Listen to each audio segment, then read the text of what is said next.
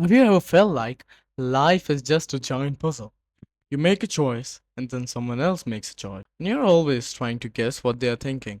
And it's like everyone has a secret plan, and you are just trying not to get caught in a bad situation. Well, that feeling isn't far from the truth.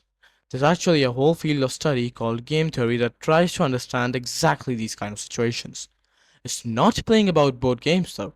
It's about understanding how we make decisions when our success depends on what other people decide to do as well. And their success depends on us. It's like a secret guide to human choices. So, what exactly is the game theory for us? Think of it this way. When you're in a situation where your decision affects someone else and their decision affects you, you're in a game. These games are all around us, from single arguments to big life choices. So let's take the most famous example and a classic one. So let's imagine two friends. Let's call them Rahul and Samir. They, be, they both have been caught for a small crime. But the police suspect them both of a much bigger one. The police separate them both and offer each one of a deal. Neither Rahul or Samir can talk to each other. They don't know what the other will do. Confess. Tell the police everything about the big crime. Stay silent. Don't say anything. The police officer gives them a deal to each of them. First, if Rahul confesses and Samir stays silent, Rahul goes free as he confessed first and Samir gets a long sentence. If Samir confesses and Rahul stays silent, Samir goes free and Rahul gets a long sentence, 10 years.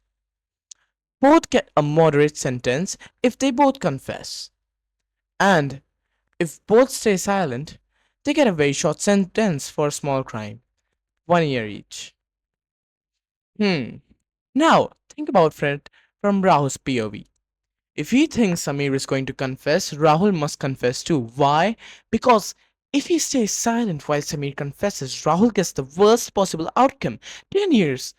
By confessing, he gets 5 years, which is better.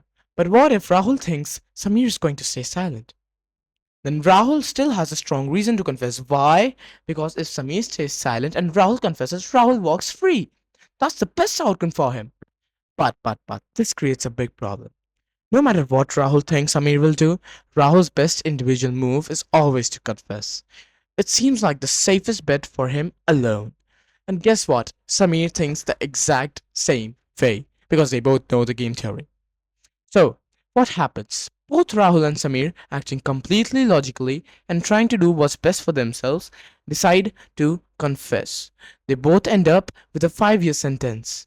Now, this is called the prisoner's dilemma. Individually, confessing seems smart, but collectively, if they had both cooperated and decided not to confess, they both would have gotten only 1 year.